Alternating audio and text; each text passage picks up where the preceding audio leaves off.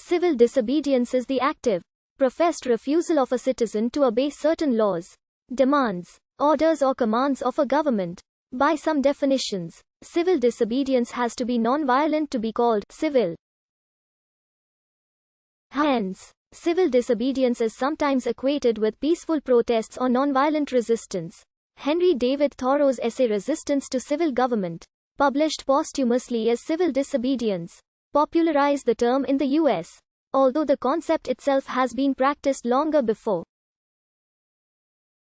It has inspired leaders such as Susan B. Anthony of the U.S. women's suffrage movement in the late 1800s, Saad Zaghlol in the 1910s, culminating in Egyptian Revolution of 1919 against British occupation, and Mahatma Gandhi in 1920s India in their protests for Indian independence against the British Raj. Martin Luther King Jr. and James Bevel's peaceful protests during the civil rights movement in the 1960s United States contained important aspects of civil disobedience.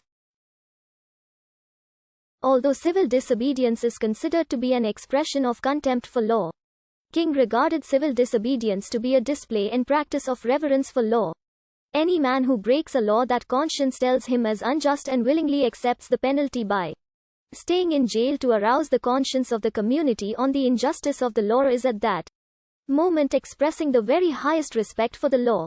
An early depiction of civil disobedience is in Sophocles' play Antigone, in which Antigone, one of the daughters of former king of Thebes, Oedipus, defies Creon, the current king of Thebes, who is trying to stop her from giving her brother Polynices a proper burial. She gives a stirring speech in which she tells him that she must obey her conscience rather than human law. She is not at all afraid of the death he threatens her with, but she is afraid of how her conscience will smite her if she does not do this. Etienne de la Bertie's thought developed in his work Discours de la servitude volontaire ou la Contrum was also taken up by many movements of civil disobedience, which drew from the concept of rebellion to voluntary servitude the foundation of its instrument of struggle. Etienne de la Bertie was one of the first to theorize and propose the strategy of non-cooperation, and thus a form of non-violent disobedience, as a really effective weapon.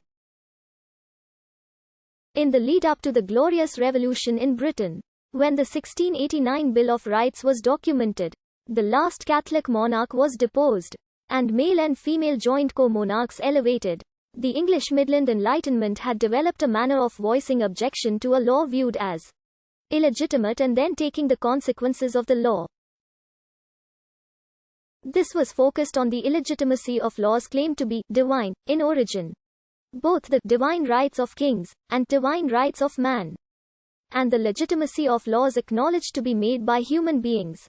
Following the Peterloo Massacre of 1819, the poet Percy Shelley wrote the political poem The Mask of Anarchy later that year, that begins with the images of what he thought to be the unjust forms of authority of his time, and then imagines the stirrings of a new form of social action. According to Ashton Nichols, it is perhaps the first modern statement of the principle of nonviolent protest. A version was taken up by the author Henry David Thoreau in his essay Civil Disobedience, and later by Gandhi in his doctrine of Satyagraha. Gandhi's Satyagraha was partially influenced and inspired by Shelley's nonviolence in protest and political action. In particular, it is known that Gandhi would often quote Shelley's Mask of Anarchy to vast audiences during the campaign for a free India. Thoreau's 1849 essay Civil Disobedience, originally titled Resistance to Civil Government, has had a wide influence on many later practitioners of civil disobedience. The driving idea behind the essay is that citizens are morally responsible for their support of aggressors, even when such support is required by law. In the essay, Thoreau explained his reasons for having refused to pay taxes as an act of protest against slavery and against the Mexican-American War. He writes, "If I devote myself to other pursuits and contemplations, I must first see, at least, that I do not pursue them sitting upon another man's shoulders. I must get off him first, that he may pursue his contemplations too. See what gross inconsistency is tolerated. I have heard some of my townsmen say I should like to have them order me out to help put down an insurrection of the slaves. Or to march to Mexico. See if I would go. And yet these very men have each, directly by their allegiance, and so indirectly, at least, by their money, furnished a substitute. By the 1850s, a range of minority groups in the United States, African Americans, Jews, Seventh-day Baptists, Catholics, anti-prohibitionists, racial egalitarians, and others, employed civil disobedience to combat a range of legal measures. A